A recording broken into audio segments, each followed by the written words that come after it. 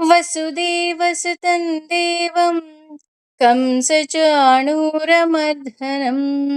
ದೇವಕೀ ಪರಮಾನಂದಂ ಕೃಷ್ಣಂ ವಂದೇ ಜಗದ್ಗುರುಂ ಶ್ರೀಕೃಷ್ಣಂ ವಂದೇ ಜಗದ್ಗುರುಂ. ಅವನು ಜಗದ್ಗುರುವಾಗಿದ್ದಾನೆ ಹಾಗೂ ಭಗವದ್ಗೀತೆಯ ಮಾರ್ಗದರ್ಶನದಲ್ಲಿ ನಾವು ನಮ್ಮ ಜೀವನವನ್ನ ಇನ್ನಷ್ಟು ಉತ್ತಮ ಹೇಗ್ ಮಾಡ್ಕೋಬಹುದು ಅನ್ನುವಂತಹ ಒಂದು ಚಿತ್ರಣವನ್ನ ನಮ್ಗೆ ಕೊಡ್ತಾ ಇದ್ದಾರೆ ಅಂತ ಅನ್ಕೊಂತೀನಿ.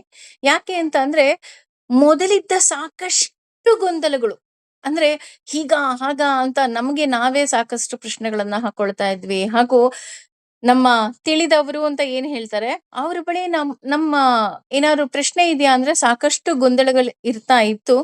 ಆದ್ರೆ ಈಗ ಭಗವಂತ ಕೈ ಹಿಡಿದು ಈ ಭಗವದ್ಗೀತೆ ಮೂಲಕ ಸಾಕಷ್ಟು ವಿಚಾರಗಳನ್ನ ಹೇಳ್ತಾ ಇರೋದ್ರಿಂದ ನಮ್ಗೇನಾಗಿದೆ, ಒಂದು ರೀತಿಯಾದಂತಹ ಗೊಂದಲ ನಿವಾರಣೆ ಆಗಿದೆ ಅಂತ ಅಂದ್ರೆ ಖಂಡಿತವಾಗ್ಲೂ ತಪ್ಪಾಗಲ್ಲ ಅಲ್ವಾ?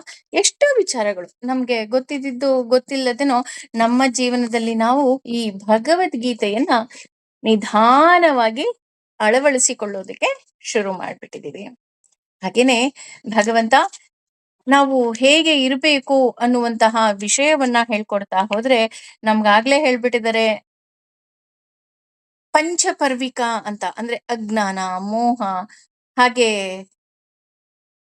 ಮಹಾಮೋಹ, ತಾಮಿತ್ರ ಮತ್ತೆ ಅಂತ ತಾಮಿತ್ರದಲ್ಲಿ ಈ ಪರದೆ ಹಾಗೂ ಈ ಕತ್ತಲಲ್ಲಿ ನಾವು ಕುತ್ಕೊಂಡ್ಬಿಟ್ಟಿದೀವಿ. ಹಾಗಾಗಿ ಈ ಅಜ್ಞಾನವನ್ನ ನಾವು ಓಡಿಸ್ಬೇಕು, ಈ ಕತ್ತಲನ್ನ ಅಂದ್ರೆ ಪಂಚಪರ್ವಿಕಗಳನ್ನ ಓಡಿಸ್ಬೇಕು ಅಂತ ಅಂದ್ರೆ ನಾವು ಜ್ಞಾನದ ಮೊರೆಯಿಂದನೇ ಸಾಧ್ಯ ಅಂತ ಹೇಳ್ತಾ ಹೋದ್ರೆ, ಯಾಕೆ ನಮಗೆ ಭಗವಂತ ಕಾಣೋದಿಲ್ಲ ಅನ್ನೋದಕ್ಕೆ ಉತ್ತರ ಕೊಡ್ತಾ ಇದ್ದಾನೆ ಭಗವಂತ.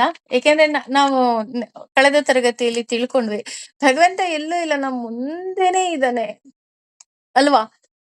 ಯಾಕೆ ನಮಗ್ ಕಾಣ್ತಾ ಇಲ್ಲ? ಆ ಪಂಚಪರ್ವಿಕಗಳಿಂದ ನಮ್ಗೆ ಕಾಣ್ತಾ ಇಲ್ಲ ಅಷ್ಟೆ. ಇಲ್ಲ ಅಂದ್ರೆ ನಮಗೂ ಅನುಭವಕ್ ಬರುತ್ತೆ, ಭಗವಂತ ನನ್ ಜೊತೆ ಇದ್ದಾನೆ, ನನ್ ಜೊತೆನೆ ಕೂತ್ಕೊಂತಾ ಇದ್ದಾನೆ, ಯಾರಿರ್ಲಿ ಬಿಡ್ಲಪ್ಪ, ಭಗವಂತ ಅಂತೂ ನನ್ ಜೊತೆ ಸದಾ ಇರ್ತಾನೆ ಅನ್ನುವಂತಹ ಒಂದು ಆತ್ಮವಿಶ್ವಾಸವನ್ನ ಭಗವಂತ ನಮಗೆ ಕೊಡ್ತಾ ಇದ್ದಾನೆ. ಅದೇ ಮುಂದುವರೆದು 16ನೇ ಶ್ಲೋಕದಲ್ಲಿ ಹೇಳ್ತಾ ಇದ್ದಾರೆ, ಜ್ಞಾನೇನ ಅಂದ್ರೆ ಜ್ಞಾನದಿಂದ, ತು ಆದರೆ, ತತ್ ಆ, ಅಜ್ಞಾನಂ ಅಜ್ಞಾನವು, ಯೇಷಾಂ ಯಾರ, ನಾಶಿತಂ ಮಾಡಲ್ಪಟ್ಟಿದ್ದು, ಆತ್ಮನಃ ಜೀವಿಯ, ತೇಷಾಂ ಅವನ, ಆದಿತ್ಯ ವತ್ ಅಂದ್ರೆ ಉದಯಿಸುವ ಸೂರ್ಯನಂತೆ, ಜ್ಞಾನಂ ಜ್ಞಾನವು, ಪ್ರಕಾಶಯತಿ ಪ್ರಕಾಶಿಸುತ್ತದೆ, ತತ್ಪರಂ ಅಂದ್ರೆ ಭಗವಂತನ ಭಕ್ತಿಯಲ್ಲಿ. ಅಂದ್ರೆ ಒಬ್ಬ ವ್ಯಕ್ತಿ ಅಂದ್ರೆ ಒಬ್ಬ ಸಜ್ಜನ ಅಂತ ನಾವು ಏನು ಆಡು ಭಾಷೆಯಲ್ಲಿ ಕರಿತೀವಿ, ಆ ವ್ಯಕ್ತಿಗೆ ಮೊದಲಿನಿಂದಲೂ ದೇವರ ಬಗ್ಗೆ ಪ್ರೀತಿ ಇರುತ್ತೆ, ಒಂದು ರೀತಿಯಾದಂತಹ ವ್ಯಾಮೋಹ ಇರುತ್ತೆ. ಅವರು ಯಾವುದೇ ಜಾತಿಯಲ್ಲಿ ಹುಟ್ಲಿ, ಯಾವುದೇ ಧರ್ಮದಲ್ಲಿ ಹುಟ್ಲಿ, ಅಥವಾ ಅವರ ಮನೆ ಪರಿಸ್ಥಿತಿ ಹೇಗೆ ಇರ್ಲಿ, ಅವರಿಗೆ ಅರಿವಿಲ್ಲದೆ ಮೊದಲಿಂದ ಚಿಕ್ಕನಿಂದನೂ ಅವ್ರಿಗೆ ದೇವ್ರು ಅಂದ್ರೆ ಏನೋ ಒಂದ್ ರೀತಿ ಭಕ್ತಿ, ಏನೋ ಒಂದ್ ರೀತಿಯಾದಂತ ಭಕ್ತಿ ಅನ್ನೋದಕ್ಕಿಂತ ನನ್ನ ಪ್ರಕಾರ ಪ್ರೀತಿ ಅಂತಾನೆ ಹೇಳ್ತೀನಪ್ಪ. ಯಾಕೆ ಅಂತ ಅಂದ್ರೆ ಪ್ರೀತಿ ಎಂದಾಗ್ಲೇ ಅದರ ಪರಾಕಾಷ್ಠೆನೇ ಬೇರೆ. ಹಾಗಾಗಿ ಭಗವಂತನ ಬಗ್ಗೆ ಏನೋ ಒಂದ್ ರೀತಿಯಾದಂತಹ ವಿಚಿತ್ರವಾದ ಪ್ರೀತಿ ಇರುತ್ತೆ. ಹೌದಾ, ನನಗೇನೋ ಗೊತ್ತಿಲ್ಲ, ನಂಗ್ ಭಗವಂತ ಅಂದ್ರೆ ಇಷ್ಟ, ನನಗ್ ಭಗವಂತ ಬೇಕು ಅಷ್ಟೇ ಅವ್ರ ತಲೆನಲ್ಲಿರೋದು. ನಮ್ಮ ಆ ಜೀ ನಿತ್ಯ ಜೀವನದಲ್ಲಿ ನೋಡ್ದಾಗ್ಲೂ ನಮಗ್ ಗೊತ್ತಾಗತ್ತೆ, ಹೌದು ನನಗೆ ಮೊದ್ಲಿಂದಲೂ ನನಗ್ ಭಗವಂತನ ಕಂಡ್ರೆ ಪ್ರೀತಿ ಇತ್ತು, ಆದ್ರೆ ಅದು ಏನು ಅಂತ ನನಗ್ ಗೊತ್ತಿಲ್ಲ. ಆ ರೀತಿ ಅವರು ಯಾವುದೋ ರೀತಿಯಾದಂತಹ ದೇವರ ಬಗ್ಗೆ ವ್ಯಾಮೋಹನೋ ಅಥವಾ ಉಪನ್ಯಾಸ ಕೇಳಿ ಅವರಿಗೆ ದೇವ್ರ ಮೇಲೆ ಪ್ರೀತಿ ಅಲ್ಲ. ಅವ್ರಿಗೆ ಏನೂ ಗೊತ್ತಿರಲ್ಲ ಪಾಪ. ಉಪನ್ಯಾಸ ಅಂದ್ರೇನು ಗೊತ್ತಿಲ್ಲ, ಭಾಗವತ ಅಂದ್ರೇನು ಗೊತ್ತಿಲ್ಲ, ಭಗವದ್ಗೀತೆ ಅಂದ್ರೇನು ಗೊತ್ತಿಲ್ಲ, ಕೃಷ್ಣ ಅಂದ್ರೇನು ಗೊತ್ತಿಲ್ಲ. ಒಟ್ಟೆ ಭಗವಂತನ್ ನಾನ್ ಪ್ರೀತಿಸ್ಬೇಕು ನೋಡಿ ನಾನಲ್ಲಿ ಕೃಷ್ಣ ಅಂತಾನೂ ಉಪಯೋಗಿಸ್ತಾ ಇದ್ದೀನಿ. ಪಾಪ ಎಷ್ಟೋ ಜನರಿಗೆ ಕೃಷ್ಣನನ್ನ ಪ್ರೀತಿಸ್ಬೇಕು ಅನ್ನೋದೂ ಸಹ ಗೊತ್ತಿರೋದಿಲ್ಲ. ಆದ್ರೆ ಅವರಿಗೆ ಭಗವಂತನ ಬಗ್ಗೆ ಒಂದು ರೀತಿಯಾದಂತಹ ಒಲವು ಇರುತ್ತೆ. ಅದು ಹೇಗೆ ಇರುತ್ತೆ ಅಂದ್ರೆ ಚಿಕ್ಕಂದಿಂದ ಬೈ ಬರ್ತ್ ಅಂತೀವಲ್ಲ, ಆ ರೀತಿ ಬೈ ಬರ್ತ್ ಅವರಿಗೆ ಭಗವಂತನ ಮೇಲೆ ಒಂದು ರೀತಿಯಾದಂತಹ ಪ್ರೀತಿ ಮತ್ತು ವ್ಯಾಮೋಹ ಇರುತ್ತೆ. ಅದರಿಂದಲೇ ಅವ್ರು ಏನ್ ಮಾಡ್ತಾರೆ, ಇನ್ನೂ ಭಗವಂತನ ಬಗ್ಗೆ ಹೆಚ್ಚಿನಾಗಿ ತಿಳ್ಕೋಬೇಕು ಅಂತ ಹುಡುಕುವ ದಾರಿಯಲ್ಲಿ ಅವರು ಪೂಜೆ ಪುನಸ್ಕಾರಗಳನ್ನ ಮಾಡ್ತಾರೆ, ಅಥವಾ ಪ್ರವಚನವನ್ನ ಕೇಳ್ತಾರೆ. ಈ ರೀತಿ ಮಾಡ್ತಾ ಹೋಗ್ತಾರೆ. ಹಾಗಿದ್ರೆ ಅವರಿಗೆ ಮೊದ್ಲಿಂದನೇ ಭಗವಂತನ ಬಗ್ಗೆ ಒಲವಿತ್ತು ಅಂದ್ರೆ ಅವರಿಗೆಲ್ಲ ಗೊತ್ತಿದೆ. ಆದ್ರೆ ಆ ರೀತಿ ಅವರಿಗೆ ಯಾಕೆ ಭಗವಂತನ ಬಗ್ಗೆ ತಿಳಿತಾ ಇಲ್ಲ ಅಂತ ನಾವೇನಾದ್ರೂ ನೋಡೋದಾದ್ರೆ, ಅವರ್ಕ ಅಂತ ಕರೀತಾರೆ. ಅಂದ್ರೆ ಅದೇ ಪಂಚಪರ್ವಿಕ ಅಂತ ಕರೀತಾರೆ. ಅಂದ್ರೆ ಅವರಿಗೆ ಪಾಪ ಭಗವಂತನ ಮೇಲೆ ಪ್ರೀತಿ ಇದೆ, ಭಗವಂತನ ಮೇಲೆ ಒಲವಿದೆ. ಆದ್ರೆ ಭಗವಂತನಿಂದ ಅವರಿಗೆ ಇನ್ನೂ ತಿಳ್ಕೊಳ್ಳೋದಿಕ್ಕೆ ಆಗ್ತಾ ಇಲ್ಲ. ಕಾರಣ ಏನು ಅಂದ್ರೆ ಅವರಲ್ಲಿ ಅವರಲ್ಲಿರುವಂತಹ ಅಜ್ಞಾನ. ಅಂದ್ರೆ ಪಂಚಪರ್ವಿಕಗಳು, ಮೋಹ ಇರಬಹುದು ಅಥವಾ ಅಜ್ಞಾನ ಇರಬಹುದು. ಅಂದ್ರೆ ನಾನು ಹೇಳದ್ನಲ್ಲ, ಗೊತ್ತಿಲ್ಲ ಅನ್ನೋದೇ ಅವರಿಗೆ ಗೊತ್ತಿರೋದಿಲ್ಲ. ಆದ್ರಿಂದ ಏನಾಗ್ತಾ ಇದೆ, ಅವರಿಗೆ ಭಗವಂತನ ಬಗ್ಗೆ ತಿಳ್ಕೊಳ್ಳೋದಿಕ್ಕೆ ಕಷ್ಟ ಆಗ್ತಾ ಇದೆ. ಆದ್ರೆ ಕೊನೆಗೆ ಏನಾಗುತ್ತೆ, ಶ್ರವಣಂ ಕೀರ್ತನಂ ವಿಷ್ಣು ಸ್ಮರಣಂ ಪಾದ ಸೇವನಂ ಸಾಂಖ್ಯಂ ಅನ್ನೋ ಹಾಗೆ ನವವಿಧ ಭಕ್ತಿಗಳಿಂದ ಅವರಿಗೆ ನಿಧಾನವಾಗಿ ಭಗವಂತ ಇದ್ದಾನೆ ಅನ್ನೋದು ಒಂದು ಜ್ಞಾನ ಬರ್ತಾ ಹೋಗತ್ತೆ. ಅಂದ್ರೆ ಯಾಕೆ ಇದು ಬೇಕಪ್ಪ? ಶ್ರವಣಂ ಇರ್ಬೋದು, ಕೀರ್ತನಂ ಇರ್ಬೋದು, ವಿಷ್ಣು ಸ್ಮರಣಂ ಪಾದ ಸೇವನಂ ಸಾಂಖ್ಯಂ ಧ್ಯಾನಂ ಅರ್ಚನಂ ವಂದನಂ, ಯಾಕೆ ಬೇಕು ಇದು? ಬೇಡ ಅಲ್ವಾ? ಇದೆಲ್ಲ ಇಲ್ಲದೆ ನಾವು ಭಗವಂತನ ಕಾಣೋದಿಕ್ ಆಗೋದೇ ಇಲ್ವಾ ಅಂತ ಅಂದ್ರೆ, ಆ ಪಂಚಪರ್ವಿಕಗಳಿರುತ್ತಲ್ಲ, ಅಂದ್ರೆ ಆ ಅಜ್ಞಾನದ ಪರದೆಗಳೇನಿರುತ್ತೆ, ಅದು ಒಂದೊಂದನ್ನೇ ಸರಿಸ್ಕೊಂಡು ಬರಬೇಕು ಅಂತ ಅಂದಾಗ ಈ ನವವಿಧ ಭಕ್ತಿಗಳೇನಾಗ್ತಾ ಹೋಗುತ್ತೆ, ನಮಗೆ ಸಹಾಯ ಮಾಡ್ತಾ ಹೋಗುತ್ತೆ. ಆದ್ದರಿಂದ ನಾವ್ ಏನ್ ಮಾಡ್ಬೇಕಪ್ಪ ಅಂತ ನೋಡೋದಾದ್ರೆ, ಇಲ್ಲಿ 2ನೇ ಸಾಲಲ್ಲಿ ಹೇಳ್ತಾ ಇದ್ದಾರೆ, ತೇಷಾಂ ಮಾದಿ ವ್ಯಯಂ ಜ್ಞಾನ ಪ್ರಕಾಶಯತಿ ತತ್ಪರಂ. ಅಂದ್ರೆ ಅವಾಗ ಅವರಿಗೆ ಹೇಗೆ ಅರಿವಾಗುತ್ತಪ್ಪ ಅಂದ್ರೆ, ಈ ಭಗವಂತನ ಬಗ್ಗೆ ಪ್ರೀತಿ ಇದೆ, ಭಗವಂತನ ಬಗ್ಗೆ ಒಲವಿದೆ, ಆದ್ರೆ ಭಗವಂತನನ್ನ ಕಾಣೋದಿಕ್ಕೆ ಆಗ್ತಾ ಇಲ್ಲ. ಯಾಕೆ ಅಂತ ಅಂದ್ರೆ ಈ ಅಜ್ಞಾನದಿಂದ. ಈ ಅಜ್ಞಾನದ ಪರದೆ ಸ್ವಲ್ಪೇ ಸ್ವಲ್ಪ ಸರಿದ್ರೂ ಸಾಕು, ಪೂರ್ತಿ ಕಳಚಿದ್ರೆ ಇನ್ನೂ ಮಹಾದಾನಂದ. ಆದ್ರೆ ಸ್ವಲ್ಪ ಕಳಚಿದ್ರೂ ಸಾಕು, ಅವರಿಗೆ ಹೇಗೆ ಆಗತ್ತಪ್ಪ ಅಂದ್ರೆ ಪ್ರಕಾಶಯತಿ. ಅಂದ್ರೆ ಸೂರ್ಯ ಹುಟ್ಟೋದಕ್ಕಿಂತ ಮುಂಚೆ ನಾವು ಬಹುಶಃ ಎಲ್ಲಿದ್ದೀವಿ ಅಂತಾನೆ ಗೊತ್ತಾಗಲ್ಲ, ಅಕ್ಕಪಕ್ಕ ಏನಿದೆ ನಮ್ಗೆ ಏನು ಗೊತ್ತಾಗಲ್ಲ. ಆ ಕತ್ತಲಲ್ಲಿ ನಾವು ಓಡಾಡ್ತಾ ಇರ್ತೀವಿ. ಅಂದ್ರೆ ಉದಾಹರಣೆ, ರಾತ್ರಿ 12 ಗಂಟೆಗೆ 12 ಗಂಟೆಗೋ 2 ಗಂಟೆಗೋ ಎದ್ಬಿಡ್ತೀವಿ ಅಂತ ಅನ್ಕೊಂಡ್ಬಿಡೋಣ. 2 ಗಂಟೆಗೆ ಎದ್ರೆ ಹೇಗಿರುತ್ತೆ? ಪ್ರಶಾಂತತೆ. ಕತ್ಲು ಅಂದ್ರೆ ಕತ್ಲು, ಅಲ್ಲಿರೋ ನಾಯಿಗಳೇ ನಮ್ ಬೀದಿ ನಾಯಿಗಳು ನಮ್ಮನ್ ನೋಡೇ ಬೊಗಳುತ್ತಾ ಇರತ್ತೆ. ಹೌದಾ, ಹಿಂಗೆಲ್ಲ ಇದೆಯಾ? ಅಯ್ಯೋ, ನಾನ್ ದೇವಸ್ಥಾನಕ್ ಹೋಗ್ಲೇಬೇಕಲ್ಲಪ್ಪ. ನಾನು 5 ಗಂಟೆ 6 ಗಂಟೆಗೆಲ್ಲ ನಾನು ಧನುರ್ಮಾಸ ಪೂಜೆನಲ್ಲಿ ನಿಮ್ಗೆಲ್ರಿಗೂ ಅನುಭವ ಆಗಿರುತ್ತೆ. ಹೋಗ್ಲೇಬೇಕು ಅಂತ ಹೇಗೋ ಕಷ್ಟ ಪಡ್ಕೊಂಡು ಆ ಕತ್ಲಲ್ಲೇ ನಡ್ಕೊಂಡು ಹೋಗ್ತೀವಿ. ಯಾಕೆಂದ್ರೆ ಭಗವಂತನ ಮೇಲಿನ ನಂಬಿಕೆಯಿಂದ. ಆ ರೀತಿ ಹೋದಾಗ ಏನಾಗತ್ತೆ, ಒಂದು ಪ್ರಕಾಶ, ಸೂರ್ಯ ಉದಯಿಸ್ತಿದ್ದ ಹಾಗೆ, ಅಯ್ಯೋ ನಮ್ಮ ಅಕ್ಕಪಕ್ಕ ಇಷ್ಟೊಂದ್ ಚೆನ್ನಾಗಿತ್ತ, ಈ ರೋಡಲ್ಲಿ ಬಂದ್ವಾ, ಅಯ್ಯೋ ಈ ಹೂವು ಎಷ್ಟ್ ಚೆನ್ನಾಗಿದೆ, ಆ ಹುಲ್ಲಿನ ಮೇಲೆ ಆ ಮಂಜಿನ ಹನಿ ಎಲ್ಲ ಎಷ್ಟು ಚೆನ್ನಾಗಿದೆಯಪ್ಪ ಅಂತ ಹೇಗೆ ನಮ್ಮ ಗಮನಕ್ಕೆ ಬರುತ್ತೆ, ಆ ರೀತಿ ಆ ಅಜ್ಞಾನಗಳು ಕಳಚಿದಾಗ ಏನಾಗ್ತಾ ಹೋಗುತ್ತೆ, ನಮಗೆ ನಿಜವಾದ ಜೀವನದ ದರ್ಶನ ನಮ್ಗೆ ಒಳಗಿನಿಂದ ಆಗತ್ತೆ. ಈಗ ಖುಷಿ ಅಥವಾ ಆನಂದ ಅಂದ್ರೆ ಏನಪ್ಪಾ ಅಂದ್ರೆ, ಯಾವುದೋ ಒಂದು ವಸ್ತು ತಗೊಂಡಾಗ ನಮಗೆ ಆನಂದ ಸಿಕ್ಕೋದಲ್ಲ, ಆ ಒಳಗಿನಿಂದನೇ ನಮಗೆ ಏನೂ ಸಿಕ್ಲಿಲ್ಲ ಅಂದ್ರೂ ನಾನು ಖುಷಿಯಾಗಿರ್ತೀನಿ ಅನ್ನೋದಿದೆ ಅಲ್ಲ, ಅದು ನಿಜವಾದ ಆನಂದ. ಹಾಗಾಗಿ ಅದಕ್ಕೆ ನಾವು ಮೊದಲು ಏನ್ ಮಾಡ್ಬೇಕಪ್ಪ ಅಂತ ಏನಾದ್ರೂ ನಾವು ನೋಡೋದಿದ್ರೆ, ಮೊದಲು ನಾವು ಅಜ್ಞಾನಿಗಳು ಅಂತ ನಾವು ಒಪ್ಕೋಬೇಕು. ಅಲ್ವಾ? ಭಗವಂತನ ಬಗ್ಗೆ ತಿಳ್ಕೊಳ್ತಾ ನಮಗ್ ಗೊತ್ತಾಗತ್ತೆ, ಅಯ್ಯೋ ನಾನು ಇಷ್ಟ ದಿನ ಭಗವಂತನ ಬಗ್ಗೆ ತಿಳ್ಕೊಂಡಿದ್ದೇ ತಪ್ಪು. ಅಯ್ಯೋ ನನ್ ಭಗವಂತ ಹಾಗೆ ಹೀಗೆ ಅಂತ ಹೇಗೇಗೋ ಅನ್ಕೊಂಡ್ಬಿಟ್ಟಿದ್ದೆ. ಅಯ್ಯೋ ಅವನಿಗೆ ಮಡಿ ಬೇಕು, ಮೈಲ್ಗೆ ಬೇಕು, ಅಥವಾ ಈ ರೀತಿಯಾದಂತಹ ಪೂಜೆ ಪುನಸ್ಕಾರಗಳು ಬೇಕು, ಯಾವ್ದೋ ಸ್ವಾಮೀಜಿನ್ ಪೂಜೆ ಮಾಡ್ಬೇಕು, ಈ ರೀತಿ ಎಲ್ಲ ನನ್ನ ತಲೆನಲ್ಲಿತ್ತು. ಆದ್ರೆ ನಮ್ಗೆ ಈ ಭಗವದ್ಗೀತೆ ಏನ್ ಮಾಡ್ತಿದೆ, ನಮ್ ಕಣ್ಣಿನ ಪರ್ದೆ ಏನೇನಿದೆ ಪೊರೆ, ಅದು ಒಂದು ಎರಡು ಪೊರೆ ಅಲ್ಲ, 5 ಪೊರೆ ಇದೆ. ಆ ಒಂದೊಂದು ಪೊರೆನ ಕಳಚಿ ತೆಗಿತಿದ್ದ ಹಾಗೆ ನಮ್ಗೆ ನಿಜವಾದ ಜ್ಞಾನ ಅಂದ್ರೆ ಏನು ಅಂತ ನಮ್ಗೆ ಗೊತ್ತಾಗ್ತಾ ಇದೆ. ಆವಾಗ ಏನಾಗತ್ತೆ ಅಂದ್ರೆ, ನಾವು ಫಸ್ಟ್ ಅಜ್ಞಾನಿಗಳು ಅಂತ ನಾವು ಒಪ್ಕೋಬೇಕು. ಆ ಒಪ್ಕೊಂಡಾಗ ಏನಾಗತ್ತೆ, ಸೂರ್ಯ ಉದಯಿಸಿದ ಹಾಗೆ ಹೇಗೆ ನಮಗೆ ಇಡೀ ಪ್ರಪಂಚ ನಮ್ಗೆ ತಿಳಿತಾ ಹೋಗುತ್ತೆ, ಆ ರೀತಿ ನಮಗೆ ಜ್ಞಾನದ ಬೆಳಕನ್ನ ಭಗವಂತನೇ ಕೊಡ್ತಾನೆ. ನಾವ್ ಹೇಳ್ತೀವಲ್ಲ, ನನಗೆಲ್ಲಾ ಗೊತ್ತು ಅಂತ ಒಂದು ಮನಸ್ಥಿತಿಗೆ ನಾನು ಹೋಗಿ ತಲುಪದೆ ಅಂತ ಅಂದ್ರೆ, ನಾನು ಏನನ್ನೂ ಸಹ ತಿಳ್ಕೊಳ್ಳೋದಿಕ್ಕೆ ಸಾಧ್ಯವೇ ಇಲ್ಲ. ಉದಾಹರಣೆ, ವಯಸ್ಸಿನಲ್ಲಿ ದೊಡ್ಡೋರಿರಬಹುದು, ಅನುಭವದಲ್ಲಿ ದೊಡ್ಡೋರಿರ್ಬೋದು. ಆದ್ರೆ ಈಗ ಹೊಸ ಮೊಬೈಲ್ ಬಂದ ತಕ್ಷಣ ನಮ್ಗಿಂತ ಚೆನ್ನಾಗಿ ನಮ್ಮ ಮಕ್ಕಳು ಮೊಮ್ಮಕ್ಕಳು ಎಷ್ಟು ಚೆನ್ನಾಗಿ ಅದನ್ನ ಆಪರೇಟ್ ಮಾಡ್ತಾರೆ ಅಲ್ವಾ? ನಮ್ಗೇನೆ ಬಾಯಿ ಮೇಲೆ ಬೆರಳಿಟ್ಕೊಂತೀವಿ, ಅಯ್ಯೋ ನನಗೇನೂ ಗೊತ್ತಿರ್ಲಿಲ್ಲ, ಮತ್ತೆ ನಾನು ಇದ್ದಿದ್ ನೋಡಿದ್ರೆ ಅಷ್ಟು ದೊಡ್ಡ ಕೆಲಸದಲ್ಲಿದ್ನಪ್ಪ ಅಂತ ನಾವು ಅನ್ಕೊಳ್ತೀವಿ. ಅಂದ್ರೆ ನಮ್ಗಿಂತ ನಮ್ಮ ಮೊಮ್ಮಕ್ಕಳು ಜ್ಞಾನದಲ್ಲಿ ಮುಂದಿದ್ದಾರೆ. ಹೇಗಿದ್ದಾರೆ? ಅವರಿಗೆ ಆ ವಿಷಯದಲ್ಲಿ ನೈಪುಣ್ಯತೆ ಇದೆ ಅಲ್ವಾ? ಅದೇ ರೀತಿ ನನಗೇನು ಗೊತ್ತಿಲ್ಲ, ನನಗೆ ಭಗವಂತ ನನಗೆ ಎಲ್ಲವುದು ತಿಳಿಸು ಅಂತ ಅಂದಾಗ, ಭಗವಂತ ಏನ್ ಮಾಡ್ತಾನೆ, ಹಂತ ಹಂತವಾಗಿ ನಮಗೆ ಜ್ಞಾನವನ್ನ ಅವನೇ ಕೊಡ್ತಾ ಹೋಗ್ತಾನೆ. ಯಾವ ರೀತಿ? ಭಗವದ್ಗೀತೆ ಮೂಲಕ, ಭಾಗವತದ ಮೂಲಕ, ಪ್ರವಚನದ ಮೂಲಕ, ಅಥವಾ ಇನ್ನಾವುದೋ ಮತ್ತಾವುದೋ ಮೂಲಕ ನಮಗೆ ಜ್ಞಾನವನ್ನ, ಅಂದ್ರೆ ಜ್ಞಾನದ ಬೆಳಕನ್ನ ಕೊಡ್ತಾ ಹೋಗ್ತಾನೆ. ಈ ಜ್ಞಾನದ ಬೆಳಕನ್ನೇ ನಾವು ಅಪರೋಕ್ಷ ಜ್ಞಾನ ಅಂತ ಹೇಳೋದು.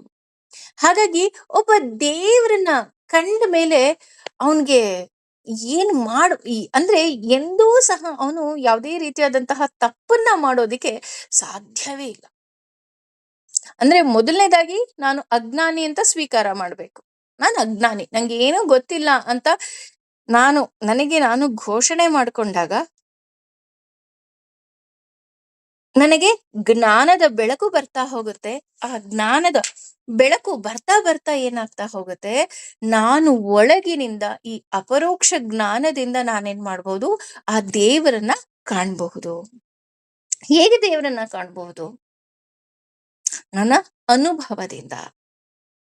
ಹೌದಾ, ಭಗವಂತ ಹೇಳ್ದ ನಮ್ ಕಣ್ಮುಂದೆನೆ ಇದ್ದಾನೆ ಅಂತ ಅಂದ, ಹ್ಞೂ ಮೇಡಮ್ ಚೆನ್ನಾಗಿ ಕಾಣ್ತಾ ಇದ್ದಾನೆ. ಉದಾಹರಣೆ ಇದಕ್ಕೆ ಹೇಳ್ಬೇಕು ಅಂತ ಅಂದ್ರೆ, ಕ್ಷಮೆ ಇರ್ಲಿ. ಆ ಒಬ್ಬ ಹೇಳ್ತಾನೆ, ಯಾವ್ದೋ ಒಂದು ಫಿಲಮ್ ಅಲ್ಲಿ ನೀವೆಲ್ರೂ ನೋಡಿದ್ದೀರಾ ಅಂತ ಅನ್ಕೊಳ್ತೀನಿ.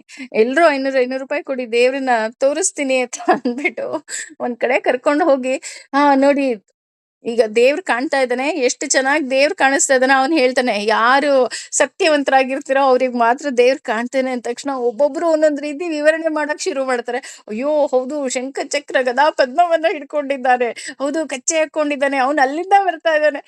ಅಂದ್ರೆ ಈ ರೀತಿ ನಮಗೆ ಈಗ ನಾನು ಒಪ್ಕೊಂತೀನಿ, ನನಗೆ ಭಗವಂತ ಜ್ಞಾನದ ಬೆಳಕು ಕೊಟ್ಟ ಅಂತ ಹೇಳಿದ ತಕ್ಷಣ ನನ್ ಕಣ್ಮುಂದೆ ಇವಾಗ, ಹೌದು ರೀ ಸೌಮ್ಯ, ಸೌಮ್ಯ ಮ್ಯಾಮ್ ನೀವ್ ಹೇಳಿದ್ ಕರೆಕ್ಟ್ ಆಗಿದೆ, ನನ್ನ ಎದುರುಗಡೆನೆ ಭಗವಂತ ಕುತ್ಕೊಂಡ್ಬಿಟ್ಟಿದ್ದಾನೆ. ಇಲ್ಲ, ಆ ರೀತಿ ಅಲ್ಲ.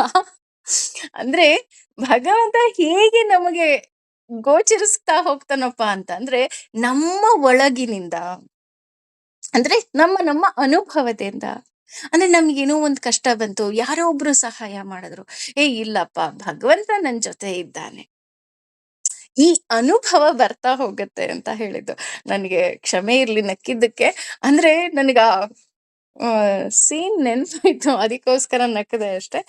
ಹಾಗಿದ್ರೆ ಒಂದು ಸಲ ನಮ್ಮ ಅನುಭವಕ್ಕೆ ಬಂದ್ಬಿಟ್ರೆ ಸಾಕಾ? ಅಂದ್ರೆ ಒಂದು ಸಲ ದೇವ್ರನ್ ಕಂಡ್ಬಿಟ್ರೆ ಸಾಕಾ? ಮತ್ತೆ ಆರಾಮಾಗಿ ಇದ್ಬಿಡ್ಬೋದಾ ಅಂತ ನೋಡೋ ಹಾಗಿದ್ರೆ ಇಲ್ಲ. ಆ ರೀತಿ ಆರಾಮಾಗಿರೋಕೆ ಆಗೋದೇ ಇಲ್ಲ. ಯಾಕೆ ಆರಾಮಾಗಿರೋಕ್ ಆಗೋದಿಲ್ಲ ಅನ್ನೋದನ್ನ 17ನೇ ಶ್ಲೋಕದಲ್ಲಿ ಭಗವಂತ ಹೇಳ್ತಾ ಇದ್ದಾನೆ. ತತ್ ಬುದ್ಧಯಃ, ಅಂದ್ರೆ ಪರಮೋನ್ನ ಪರಮೋನ್ನತದಲ್ಲಿಯೇ ಸದಾ ಬುದ್ಧಿ ಉಳ್ಳವರು. ತತ್ ಆತ್ಮನಃ ಅಂದ್ರೆ ಪರಮಾತ್ಮನಲ್ಲಿ ಮನಸ್ಸಿಟ್ಟವರು. ತತ್ ನಿಷ್ಠ ಪರಮೋನ್ನದಲ್ಲಿ ಮಾತ್ರ ಶ್ರದ್ಧೆ ಉಳ್ಳವರು. ತತ್ಪರಾಯಣಂ ಅಂದ್ರೆ ಪರಮಾತ್ಮನೇ ಸಂಪೂರ್ಣ ಆಶ್ರಯ ಅಂತ ಹೊಂದಿರುವವರು. ಗಚ್ಚತಿ ಹೋಗುತ್ತಾರೆ. ಅ ಪುನಃ ಆವೃತ್ತಿಂ ಎಲ್ಲಿಗೆ ಹೋಗ್ತಾರೆ? ಮೋಕ್ಷಕ್ಕೆ. ಜ್ಞಾನ ಜ್ಞಾನದಿಂದ. ನಿರ್ಧೂತ ಅಂದ್ರೆ ಶುದ್ಧವಾಗಿ. ಕಲ್ಮಷಾಹ ಸಂಶಯಗಳು. ಅಂದ್ರೆ ಒಬ್ಬ ಭಗವಂತನನ್ನ ಕಂಡವನು ಹೇಗಿರ್ತಾನೆ ಅಂತ ಇಲ್ಲಿ ಮತ್ತೆ ಉದಾಹರಣೆಯನ್ನ ಕೊಡ್ತಾ ಇದ್ದಾರೆ.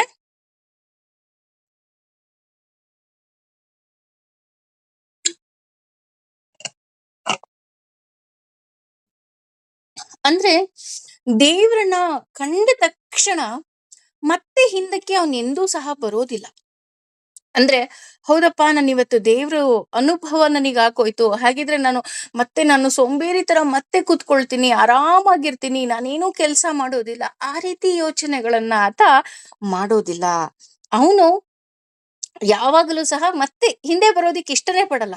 ಇನ್ನೂ ಭಗವಂತನನ್ನ ಕಾಣ್ಬೇಕು ಅಂದ್ರೆ, ಒಂದು ಸಲ ಭಗವಂತನನ್ನ ಅನುಭವಕ್ ಬಂದ ಅಂದ ತಕ್ಷಣ ನನ್ಗೇನ್ ಅನ್ಸುತ್ತೆ, ಅಯ್ಯೋ ಭಗವಂತ ಪ್ಲೀಸ್ ನನ್ ಜೊತೆನೇ ನಿನ್ನಿರು, ಯಾವತ್ತು ನನ್ನನ್ನು ಬಿಟ್ಟು ಹೋಗ್ಬೇಡ ಅಂತ ನಾವು ಅವನಿಗೆ ಸಂಪೂರ್ಣ ಶರಣಾಗತಿ ಆಗ್ತಾ ಹೋಗ್ತೀವಿ. ಆಗ ಏನಾಗ್ತಾ ಹೋಗುತ್ತೆ, ನಾವು ಅಲ್ಲೇ ಇರಬೇಕು ಅನ್ನುವ ಆಸೆ ಒಳಗಿನಿಂದ ಬರ್ತಾ ಹೋಗತ್ತೆ. ಏನು ಮಾಡಿದ್ರು ಸಹ, ಒಂದು ಚಿಕ್ಕ ಕೆಲಸ ಮಾಡಿದ್ರು ಸಹ ಅದು ದೇವರಿಗಾಗಿ, ಅಂದ್ರೆ ನಾನು ದೇವ್ರಿಗೋಸ್ಕರನೇ ಮಾಡ್ಬೇಕು ಅನ್ನುವಂತಹ ಒಂದು ಮನಸ್ಥಿತಿಗೆ ಹೋಗಿ ತಲುಪ್ಬಿಡ್ತಾನೆ ಒಂದು ಸಲ ದೇವರ ಅನುಭವ ಅವನಿಗೆ ಬಂದಾಗ, ಅಲ್ವಾ? ಅಂದ್ರೆ ನಮಗ್ ಯಾವ್ದೋ ಒಂದು ತುಂಬಾ ಕಷ್ಟ ಪರಿಸ್ಥಿತಿಲಿ ಇರ್ತೀವಿ. ಕಷ್ಟ ಪರಿಸ್ಥಿತಿಲಿ ಇದ್ದಾಗ ದೇವರ ರೂಪದಲ್ಲಿ ಯಾರೋ ಒಬ್ರು ಬಂದು ನಮ್ಗೆ ಸಹಾಯ ಮಾಡ್ತಾರೆ. ಆ ರೀತಿ ಸಹಾಯ ಮಾಡಿದ ತಕ್ಷಣ ನಮಗೆ ಗೊತ್ತಾಗುತ್ತೆ, ಅಯ್ಯೋ ನನ್ ನಂಬಿದ ಕೃಷ್ಣ ನನ್ ಕೈ ಬಿಡ್ಲಿಲ್ಲ, ಅಥವಾ ನನ್ ನಂಬಿದ ರಾಯರು ನನ್ ಕೈ ಬಿಡ್ಲಿಲ್ಲ, ನನ್ನ ಕೈ ಹಿಡಿದು ನನಗೆ ಕಾಪಾಡಿದ್ರು ಅಂತ ಒಂದೇ ಒಂದು ಥಾಟ್ ನನ್ನ ತಲೆಗೆ ಬಂದ ತಕ್ಷಣ ನಾನೇನ್ ಮಾಡ್ತೀನಿ, ಇನ್ನಷ್ಟು ಮತ್ತಷ್ಟು ಭಗವಂತನಿಗೆ ಶರಣಾಗ್ತಾ ಹೋಗ್ತೀವಿ, ಅಲ್ವಾ? ಅಯ್ಯೋ ಇಲ್ಲ ಭಗವಂತ ಪ್ಲೀಸ್ ನೀನೇ ಬೇಕಪ್ಪ, ಏಕೆಂದ್ರೆ ನಾನ್ ನಿನ್ನ ನಂಬಿದ್ದಕ್ಕೆ ನನ್ಗ ಆ ಕೆಲ್ಸ ಆಗಿದ್ದು, ಹಾಗಾಗಿ ನೀನು ನನ್ನ ಕೈ ಹಿಡಿದು ನೀನ್ ನನ್ನನ್ನ ಕಾಪಾಡ್ಬೇಕು ಅಂತ ಹೇಳಿ ನಾವು ಇನ್ನಷ್ಟು ಮತ್ತಷ್ಟು ಶರಣಾಗ್ತಾ ಹೋಗ್ತೀವಿ. ಹೇಗೆ ಅಂತ ಅಂದ್ರೆ, ಜಸ್ಟ್ ಲೈಕ್ ರುಕ್ಮಿಣಿ ಹಾಗೆ. ಯಾರಪ್ಪ ಈ ರುಕ್ಮಿಣಿ ಅಂದ್ರೆ ನಮ್ಮೆಲ್ಲರಿಗೂ ಗೊತ್ತು, ರುಕ್ಮಿಣಿ ಬಂದು ಕೃಷ್ಣನ ಮಡದಿ. ಆಕೆ ಕೃಷ್ಣನನ್ನ ಹೇಗೆ ಪ್ರೀತಿಸ್ತಿದ್ಲಪ್ಪ ಅಂದ್ರೆ, ಅವಳಿಗೆ ಕೃಷ್ಣ ಯಾರು ಅಂತಾನೆ ಗೊತ್ತಿಲ್ಲ. ಅಂದ್ರೆ ಕೇವಲ ಅವರಿವರ ಬಾಯಲ್ಲಿ ಕೃಷ್ಣನ ಬಗ್ಗೆ ಅಂದ್ರೆ ಅವ್ರು ಹೊಗಳ್ತಾ ಇದ್ರಲ್ಲ, ಅಯ್ಯೋ ಕೃಷ್ಣ ಅಷ್ಟ್ ಚಂದ ಇದ್ದಾನೆ, ಕೃಷ್ಣ ಎಷ್ಟ್ ಚಂದ ಇದ್ದಾನೆ, ಕೃಷ್ಣ ಅವನ್ ಕಷ್ಟನೆಲ್ಲ ಬಗೆಹರಿಸ್ಬಿಡ್ತಾನೆ, ಯಾರು ಅಯ್ಯೋ ಅಂದ್ರೂ ಅವ್ರ ಕಷ್ಟಕ್ಕೆ ಮರಗ್ತಾನೆ, ಈ ರೀತಿ ಹೇಳಿದಂತಹ ಮಾತುಗಳನ್ನ ಕೇಳಿ ಕೇಳಿ ಕೇಳಿ ಏನ್ ಮಾಡ್ತಾಳೆ, ಕೃಷ್ಣನನ್ನ ಪ್ರೀತಿಸೋದಿಕ್ಕೆ ಆಕೆ ಶುರು ಮಾಡ್ಬಿಡ್ತಾಳೆ. ಹೌದಾ? ಕೃಷ್ಣನನ್ನ ಪ್ರೀತಿಸ್ಬಿಟ್ರೆ ಸಾಕ ಅಂತ ನೋಡಿದ್ರೆ, ಭಗವಂತನ ದಯೆಯೇ ಇರ್ಬೇಕು. ಅವಳ ಪತ್ರ ಕೃಷ್ಣನಿಗೆ ಸೇರಿ ಕೃಷ್ಣ ರುಕ್ಮಿಣಿಯನ್ನ ಮದುವೆ ಆಗ್ಬಿಡ್ತಾನೆ. ಮದುವೆ ಆದ ತಕ್ಷಣ ಹಾಗಿದ್ರೆ ಅವಳು ಪ್ರೀತಿಸೋದ್ ಬಿಟ್ಲಾ ಅಂತ ನೋಡೋದಿದ್ರೆ ಇಲ್ಲ, ಇನ್ನೂ ಹುಚ್ಚಿ ತರ ಪ್ರೀತಿಸೋದಿಕ್ಕೆ ಶುರು ಮಾಡಿದ್ಲು. ಅಯ್ಯೋ ಹೌದು, ನನ್ ಹೆಂಗಿದನೆ ಕೃಷ್ಣ ಅಂತ ನಾನು ನನ್ನ ಗಮನದಲ್ಲಿ ಅಂದ್ರೆ ನನ್ನ ಮನಸ್ಸಿನಲ್ಲಿ ಒಂದು ಚಿತ್ರ ಇತ್ತು, ನೀನ್ ಅದೇ ರೀತಿ ಇದೀಯಾ ಅಂತ ಇನ್ನೂ ಮೋಹಿತಳಾಗ್ತಾ ಹೋಗ್ತಾಳೆ. ಹಾಗೆ ಮದುವೆ ಆದ್ಮೇಲಂತೂ ಇನ್ನಷ್ಟು ಮತ್ತಷ್ಟು ಪ್ರತಿನಿತ್ಯ ಪ್ರತಿ ಕ್ಷಣವೂ ಸಹ ಆಕೆ ಕೃಷ್ಣನನ್ನ ಇನ್ನೂ ಆರಾಧಿಸೋದಕ್ಕೆ ಶುರು ಮಾಡ್ತಾಳಂತೆ. ಹೇಳ್ತಾ ಹೋಗ್ತಾರಲ್ಲ, ರುಕ್ಮಿಣಿ ಆರಾಧಿಸುತ್ತಿದ್ದ ಕೃಷ್ಣನ ವಿಗ್ರಹನೇ ನಮ್ಮ ಉಡುಪಿಯಲ್ಲಿ ಇರೋದು ಅಂತ ಹೇಳ್ತಾರೆ. ಅಂದ್ರೆ ಆ ಉಡುಪಿಯ ಕೃಷ್ಣನನ್ನ ನಾವು ಹೋಗಿ ಆ ವಿಗ್ರಹವನ್ನ ನೋಡಿದ್ರು ಸಾಕೋ ಏನೋ ನನಗ್ ಗೊತ್ತಿಲ್ಲ, ನಮ್ಮ ಪಾಪಗಳನ್ನೆಲ್ಲ ಕಳಿಬಹುದು. ಯಾಕೆ ಅಂದ್ರೆ ರುಕ್ಮಿಣಿಯ ಪ್ರೀತಿಯ ವಿಗ್ರಹ ಅದು ಅಂತ ಹೇಳಿದ್ರೆ ತಪ್ಪಾಗೋದಿಲ್ಲ. ಹಾಗೆ ಕೇಳಿ ಕೇಳಿ ದೇವರ ಬಗ್ಗೆ ಕೇಳಿದ್ರೆ ಸಾಕು, ನಮ್ಗೆ ಇನ್ನಷ್ಟು ದೇವರನ್ನ ಪ್ರೀತಿಸ್ಬೇಕು ಅಂತ ಅನ್ಸುತ್ತೆ. ಹಾಗೆ ಅದು ಒಂದೇ ಒಂದು ಸಲ ನಮ್ಮ ಅನುಭವಕ್ಕೆ ಬಂದ್ರೆ ಸಾಕು, ಇನ್ನು ಹುಚ್ಚರ ಹಾಗೆ ದೇವರನ್ನ ಪ್ರೀತಿಸೋದಕ್ಕೆ ನಾವು ಶುರು ಮಾಡ್ಬಿಡ್ತೀವಿ. ಇದು ನಿಮ್ಮೆಲ್ಲರ ಅನುಭವಕ್ಕೆ ಬಂದಾಗ ಮಾತ್ರ ಹೌದು ಇದು ನಿಜ ಅನ್ಸುತ್ತೆ, ಬಿಟ್ರೆ ನಾನು ಏನೇ ಹೇಳಿದ್ರು ಸಹ ಹೌದಾ ಅಂತ ಅನ್ಸುತ್ತೆ. ಹಾಗಾಗಿ ಇದು ನಿಮ್ಮ ಅನುಭವದಿಂದಲೇ ಇದನ್ನ ನೀವು ಪಡಿಬೇಕಾಗತ್ತೆ. ಅದಕ್ಕೆ ಹೇಳ್ತಾ ಇದಾರೆ, ಕಾಡಿದರೆ ನಿನ್ನನ್ನೇ ಕಾಡುವೆ, ಬೇಡಿದರೆ ನಿನ್ನನ್ನೇ ಬೇಡುವೆ ಕೃಷ್ಣ ಅಂತ ಹೇಳ್ತಾ ಹೋಗ್ತಾರೆ. ಅಂದ್ರೆ ನಮ್ಮ ದಾಸರು ಬರಿತಾ ಹೋಗ್ತಾರೆ. ಯಾಕಪ್ಪ ಅಂದ್ರೆ ನಾನು ಬೇರೆ ಯಾರನ್ನೋ ಕಾಡಲ್ಲ, ನಾನ್ ನಿನ್ನನ್ನೇ ಕಾಡೋದು. ನನಗ್ ಯಾಕೆ ಕಾಡ್ತೀನಿ ಅಂದ್ರೆ ನನಗ್ ಏನೇನ್ ಬೇಕೋ ಎಲ್ಲ ನೀನೇ ಕೊಡಿಸ್ಬೇಕು. ಹಾಗೆ ನನಗೇನಾದ್ರೂ ಬೇಕಾ, ನಾನ್ ನಿನ್ಗೆ ಕೇಳ್ತೀನಿ, ನನಗ್ ಬೇಕು ನನ್ ಕೊಡ್ಸು ಅಂತ. ಯಾಕೆ ಅಂತಂದ್ರೆ ನಿನಗೆ ಗೊತ್ತು ಯಾವ ವಸ್ತು ನನಗೆ ಒಳಿತು, ಯಾವ ವಸ್ತು ನನಗೆ ಕೆಡುಕು ಅಂತ. ಹಾಗಾಗಿ ನಿನ್ನನ್ನೇ ನಾನು ಕೇಳ್ತೀನಿ. ಹೇಗಪ್ಪ ಅಂದ್ರೆ ಮಮ ಸ್ವಾಮಿ ಹರಿ ನಿತ್ಯಂ ಅಂತ ಹೇಳ್ತಾ ಹೋಗ್ತಾರೆ. ಅಂದ್ರೆ ಯಾರು ಹೇಗೋ ನನಗ್ ಗೊತ್ತಿಲ್ಲ, ಆದ್ರೆ ಮಮ ಸ್ವಾಮಿ ಹರಿ ನಿತ್ಯಂ, ನನ್ನ ಒಡೆಯ ಇದನ್ನಲ್ಲ, ಆತ ಬರೀ ದೇವರಲ್ಲ, ಆತ ಒಂದು ನಂಬಿಕೆ. ಆತ ನಿತ್ಯಂ ಪ್ರತಿನಿತ್ಯ ಇದ್ದಾನೆ. ಹಾಗೇನೆ ಆತ ನನ್ನ ಒಡೆಯನಾಗಿದ್ದಾನೆ. ಒಡೆಯ ಅಂದ್ರೆ ಏನು? ಒಬ್ಬ ಓನರ್. ಈಗ ನಾವೇನೋ ಒಂದು ಕೆಲಸ ಎಲ್ಲೋ ಒಂದ್ ಕಡೆ ಕೆಲಸ ಮಾಡ್ತಾ ಇರ್ತೀವಿ ಅಂತ ಅನ್ಕೊಳ್ಳೋಣ. ಆ ಕೆಲಸ ಮಾಡ್ಬೇಕಾದ್ರೆ ಏನಾಗ್ತಾ ಹೋಗುತ್ತೆ, ನಮ್ಗೇನೋ ಒಂದ್ ಕಷ್ಟ ಬಂತು. ಈಗ ಯಾರ್ದೋ ಮನೇಲಿ ಹುಷಾರಿಲ್ಲ, ಅಥವಾ ಯಾರನ್ನೋ ಹಾಸ್ಪಿಟ್ಲಿಗೆ ಅಡ್ಮಿಟ್ ಮಾಡ್ತೀವಿ. ನಾವ್ ಏನ್ ಮಾಡ್ತೀವಿ, ಆ ಓನರ್ ಹತ್ರ ಹೋಗ್ತೀವಿ, ಆ ಓನರ್ ಹತ್ರ ಕೇಳ್ತೀವಿ ಅಲ್ವಾ, ಸರ್ ಈ ರೀತಿ ಸ್ವಲ್ಪ ತೊಂದರೆ ಆಗೋಗಿದೆ, ನಮ್ಗೊಂದ್ ಸ್ವಲ್ಪ ಸಹಾಯ ಮಾಡಿ ಅಂತ ಕೇಳ್ತೀವಿ. ಅಥವಾ ಇವಾಗೆಲ್ಲ ಯಾವ್ದಾದ್ರು ಒಂದು ಆಫೀಸಲ್ಲಿ ಕೆಲಸ ಮಾಡ್ತೀವಿ, ಅಥವಾ ಯಾವ್ದೋ ಒಂದು ಫ್ಯಾಕ್ಟ್ರಿನಲ್ಲಿ ಕೆಲಸ ಮಾಡ್ತೀವಿ ಅಂದ್ರೆ ನಾವು ಲೋನಿಗೆ ಅಪ್ಲೈ ಮಾಡ್ತೀವಿ, ರೈಟ್? ಆದ್ರೆ ಅಲ್ಲಿ ಸ್ಯಾಂಕ್ಷನ್ ಆಗುತ್ತೋ ಬಿಡುತ್ತೋ ನನಗ್ ಗೊತ್ತಿಲ್ಲ. ಆದ್ರೆ ನನ್ನ ಒಡೆಯ ಇದನ್ನಲ್ಲ, ಅವನು ಹರಿ, ಅವನು ಹೇಗಪ್ಪ ಅಂತ ಅಂದ್ರೆ ನನಗ್ ಏನೆಲ್ಲ ಬೇಕೋ ನಾನು ಕೇಳುವುದಕ್ಕಿಂತ ಮುಂಚೆನೆ ಕೊಡ್ತಾ ಬರ್ತಾನೆ. ಸುಮ್ನೆ ಆಟ ಆಡಿಸ್ದಂಗ್ ಮಾಡ್ತಾನೆ ಅಷ್ಟೇನೆ. ಆದ್ರೆ ನನಗೆ ಯಾವಾಗ ಆ ಕ್ಷಣಕ್ಕೆ, ಅಂದ್ರೆ ಅಮ್ಮ ಹೇಗೆ ನಾನು ಈಗ ಅಮ್ಮ ಮಗಳಿಗೆ ಕೋಪ ಜಗಳ ಕದ್ಬಿಟ್ಟಿರ್ತಾರೆ ಅಂತ ಅನ್ಕೊಳ್ಳೋಣ. ಮಗಳಿಗೇನೋ ಫಂಕ್ಷನ್ ಇರುತ್ತೆ, ಆಕೆ ರೆಡಿ ಆಗ್ತಾ ಇರ್ತಾಳೆ, ನಾನು ಹೆಲ್ಪ್ ಮಾಡಲ್ಲ ಅಂತ ಕೋಪ ಮಾಡ್ಕೊಂಡ್ಬಿಟ್ಟಿರ್ತಾಳೆ. ಎಷ್ಟೇ ಕೋಪ ಮಾಡ್ಕೊಂಡಿದ್ರು ಇನ್ನೇನು ಲಾಸ್ಟ್ ಮೂಮೆಂಟ್ ಅನ್ಬೇಕಾದ್ರೆ ಬಾಯಿಲಿ ಇದ್ ಸರಿ ಇಲ್ಲ ಅದ್ ಸರಿ ಇಲ್ಲ ಅಂತ ಎಲ್ಲ ಸರಿ ಮಾಡಿ ಅಮ್ಮ ಕಳಿಸ್ತಾಳೆ ಅಲ್ವಾ.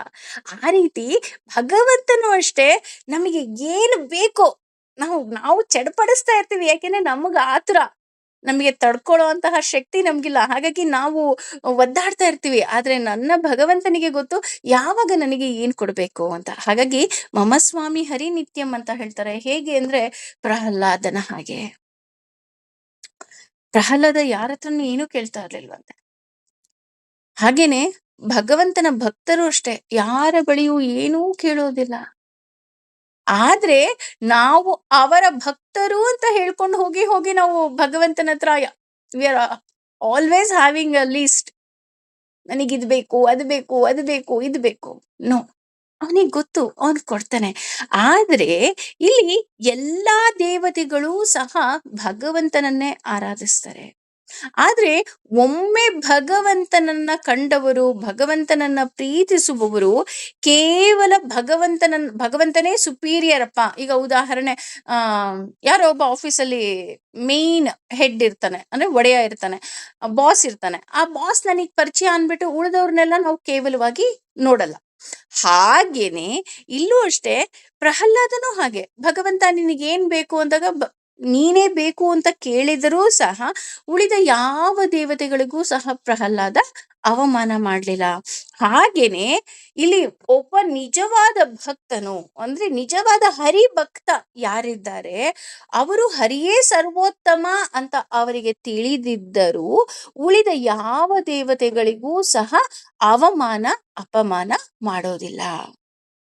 ಯಾಕೆ ಅವಮಾನ ಅಪಮಾನ ಮಾಡೋದಿಲ್ಲ? ಅವ್ರಿಗೆ ಗೊತ್ತು, ಪಾಪ ಭಗವಂತ ಆ ದೇವತೆಗಳಿಗೂ ಏನೋ ಒಂದು ಕೆಲಸ ಕೊಟ್ಟಿದ್ದಾನೆ. ಆ ದೇವತೆಗಳು ಆ ಅವರಿಗೆ ಏನು ವಹಿಸಿದ್ದಾರೋ ಆ ಕೆಲಸಗಳನ್ನ ಮಾಡ್ತಾರೆ. ಉದಾಹರಣೆ, ನನಗೆ ವಿದ್ಯೆ ಬೇಕು ಅಂದಾಗ ನಾನು ಗಣಪತಿಯನ್ನ ಪೂಜೆ ಮಾಡ್ತೀನಿ, ಅಥವಾ ಸರಸ್ವತಿಯನ್ನ ಪೂಜೆ ಮಾಡ್ತೀನಿ.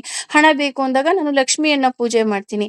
ಅಥವಾ ನನಗೆ ಯಾವುದೋ ಒಂದು ಕಷ್ಟ ಬಂತ, ನಾನು ಇನ್ನಾವುದೋ ದೇವರನ್ನ ಪೂಜೆ ಮಾಡ್ತೀನಿ. ಪೂಜೆ ಮಾಡೋದು ತಪ್ಪಲ್ಲ, ಆದರೆ ಹರಿ ಸರ್ವೋತ್ತಮ ಅಂತ ನನ್ನ ಗಮನಕ್ಕೆ ಬರುತ್ತೆ. ಎಲ್ಲರನ್ನ ಗೌರವಿಸ್ತಾರೆ. ಕೇವಲ ದೇವತೆಗಳಷ್ಟೇ ಅಲ್ಲ, ಪ್ರತಿಯೊಂದು ಜೀವಿಯನ್ನೂ ಸಹ ಒಬ್ಬ ದೇವರನ್ನ ಕಂಡವರು ಎಲ್ಲರನ್ನ ಗೌರವಿಸ್ತಾರೆ. ಹಾಗೂ ಅವರು ದೇವರ ಬಳಿ ನಮ್ಮನ್ನ ಕರೆದುಕೊಂಡು ಹೋಗುವಂತಹ ಮಾರ್ಗ ಅಂತ ಗೊತ್ತಾಗತ್ತೆ. ಉದಾಹರಣೆ, ನಾವೊಂದು ವ್ರತ ಮಾಡ್ತಾ ಇದೀವಿ ಅಂತ ಅನ್ಕೊಳ್ಳೋಣ. ಉದಾಹರಣೆ, ಸತ್ಯನಾರಾಯಣ ಸ್ವಾಮಿ ವ್ರತನೇ ಮಾಡ್ತಾ ಇದೀವಿ ಅಂತಾನೆ ಅನ್ಕೊಳ್ಳೋಣ.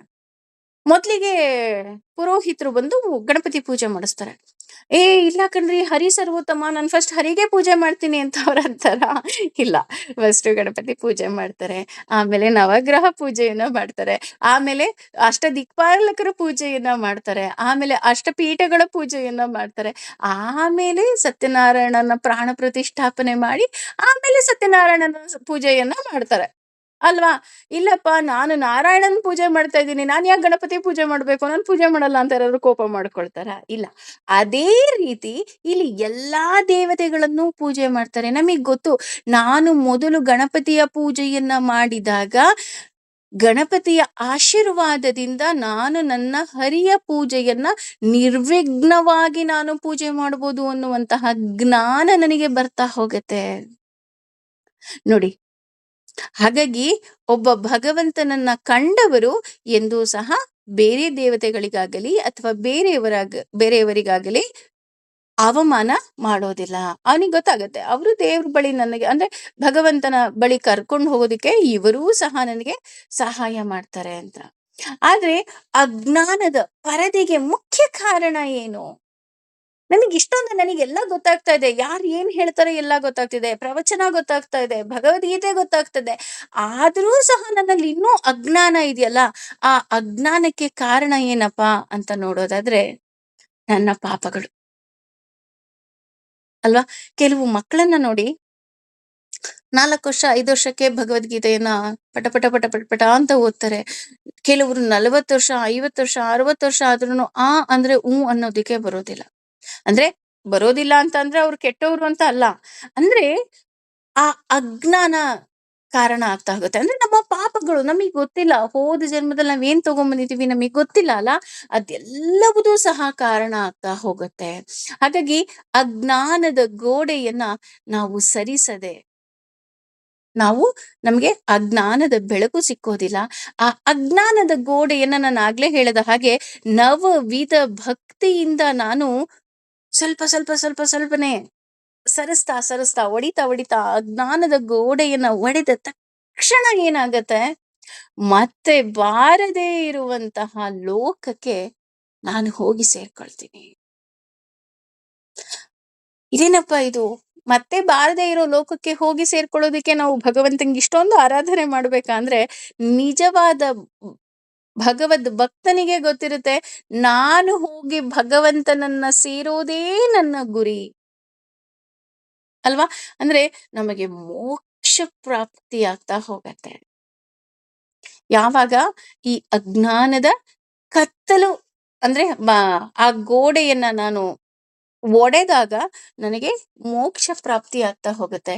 ಹಾಗಿದ್ರೆ ಇನ್ನು ಏನೆಲ್ಲ ಇರುತ್ತೆ ದೇವ್ರನ್ನ ಕಂಡವರು ಅನ್ನೋದನ್ನ ಮತ್ತೆ ಮುಂದುವರೆದು 18ನೇ ಶ್ಲೋಕದಲ್ಲಿ ಮುಂದುವರಿತಾ ಹೇಳ್ತಾ ಇದ್ದಾರೆ.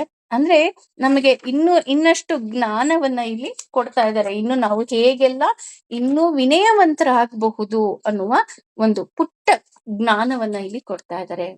ವಿದ್ಯಾ ಅಂದ್ರೆ ವಿದ್ಯೆ, ವಿನಯಂ ವಿನಯಗಳು, ಸಂಪತೆ ಪೂರ್ಣವಾಗಿ ಹೊಂದಿದ, ಬ್ರಾಹ್ಮಣೆ ಬ್ರಾಹ್ಮಣನಲ್ಲಿ, ಗವಿ ಅಂದ್ರೆ ಹಸುವಿನಲ್ಲಿ,